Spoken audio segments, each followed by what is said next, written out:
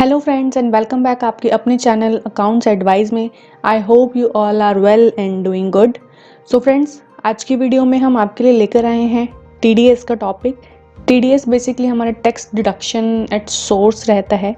Okay, सो आज की video में हम आपको टीडीएस का जो थ्योरेटिकल रहता है कि टीडीएस क्या होता है, कब कटता है, क्यों कटता है या फिर कितना कटता है, इन सब के बारे में आज हम अपनी वीडियो के फर्स्ट पार्ट में डिस्कशन करेंगे। ओके, और साथ ही में हम वीडियो के अगले पार्ट्स में आपको बताएंगे कि टीडीएस टैली प्राइम में कैसे हम मेंटेन कर सकते हैं, क्या कॉन्फ़िगरेशंस हमको करनी होती है, और टीडीएस ऑटो डिडक्ट कैसे होता है टैली में, ये हम आपको प्रैक्टिकली वीडियो के नेक्स्ट पार्ट में भी बताएंगे। ओके, सो आपने कहीं ना कहीं टीडीएस के बारे में सुना होगा पहले, या फिर अगर आपने नहीं सुना है तो ये वीडियो आपके लिए बहुत ही इम्पॉर्टेंट होने वाला है। ओके, बिकॉज टीडीएस जो होता है वो आपने अगर सुना होगा तो मे बी वो आपके पहले सैलरी पे या रेंट पे डिडक्ट भी हुआ होगा, या अगर नहीं हुआ है तो मे बी फ्यूचर में हो सकता है वो स्लैब में आने के बाद। ओके, तो आप वीडियो को शुरू से लेकर एंड तक ज़रूर बने रहिए हमारे साथ टीडीएस के बारे में जानने के लिए। फ्रेंड्स, जैसा कि मैंने आपको बोला कि टीडीएस हमारा टैक्स डिडक्शन एट सोर्स है, बेसिकली जो टीडीएस की फुल फॉर्म है, और ये हमारा इंडियन इनकम टैक्स एक्ट है ऑफ 1961। टीडीएस बेसिकली होता क्या है, what is TDS? So TDS एक तरीके का टैक्स होता है जो कि इनडायरेक्ट टैक्स की कैटेगरी में आता है। ओके, ये हमारी इनकम पे डिडक्ट होता है। ओके, और हमारी इनकम किस तरीके की हो सकती है, आइदर वो सैलरी हो, प्रोफेशनल फीस हो, हमारा कोई कॉन्ट्रैक्ट पेमेंट हो, रेंट हो, इंटरेस्ट हो, कमीशन हो, ये सब तरीके की हमारी इनकम पे टीडीएस डिडक्ट होता है।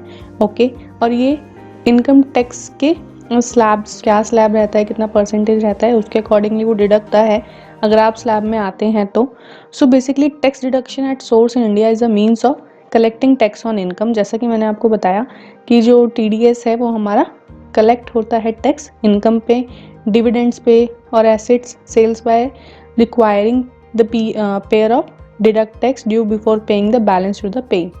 ओके, और ये कौन डिडक्ट करता है? जो हमको देता है सैलरी, वो हमारी सैलरी में से पहले ही डिडक्ट कर लेते हैं टीडीएस।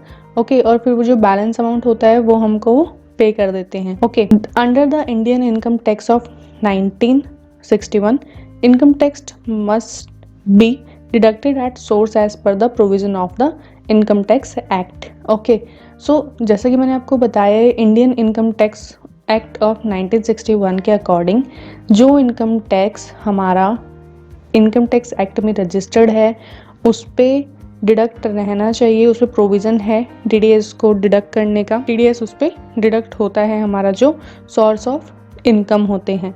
ओके, नाउ नेक्स्ट अगर हम बात करें कि टीडीएस जो है हमारा वो डिडक्ट कब होता है। ओके, अब जैसा कि मान लीजिए टीडीएस या तो किसी कंपनी या फिर किसी भी तरीके का फाइनेंशियल इंस्टीट्यूट जो रहते हैं वो काट सकते हैं जो हमें इनकम प्रोवाइड करवाता है।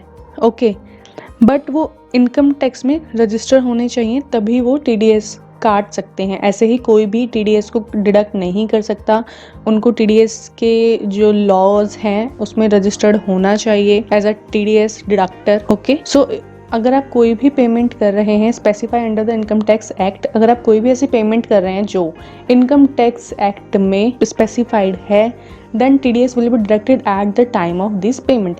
तब टीडीएस आपका डिडक्ट होगा इन पेमेंट्स के according. Okay, however no TDS will be deducted if you are individual और Hindu undivided family and your books are not required to be audited. जबकि टीडीएस आपका डिडक्ट नहीं होगा अगर आप इंडिविजुअल या फिर Hindu undivided family that is HUF हैं। ओके, और आपकी बुक्स को भी वहाँ पे ऑडिट होने की रिक्वायर्ड नहीं है।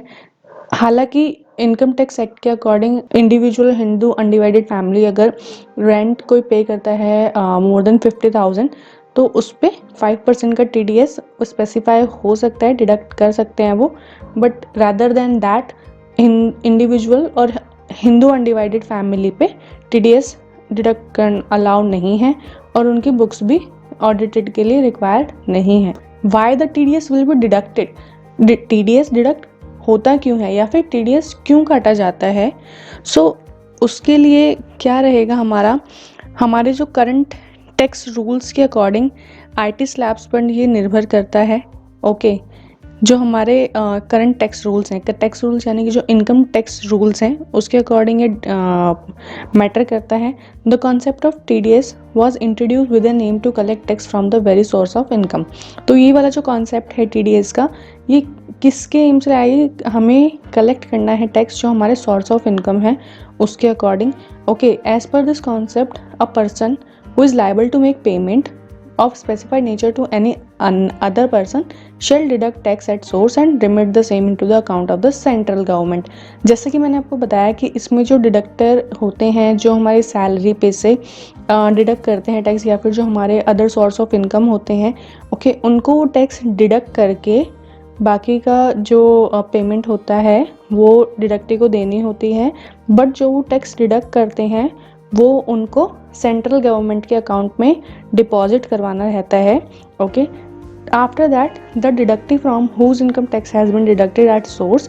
उसके बाद जो डिडक्टी है, डिडक्टी यानी कि जिसकी इनकम पे से वो टैक्स कटा है, एंटाइटल्ड होते हैं उस पर्टिकुलर TDS का क्रेडिट लेने के लिए on the basis of form 26 AS और TDS certificate issued by the deductor.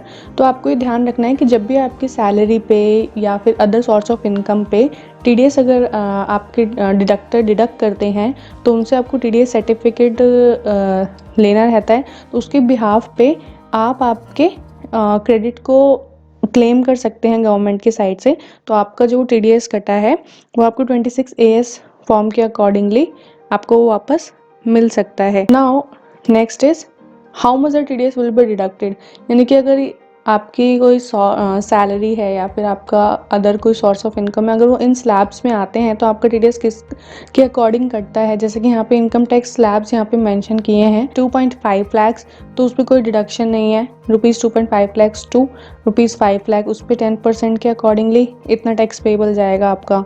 ₹5 lakh to 6.33 lakh, तो उस पर 20% रहता है, उसके अकॉर्डिंग आपका इतना रहेगा। तो इस तरीके से जो इनकम टैक्स के स्लैब हैं ऐसे वो उसमें चेंजेस आते रहते हैं।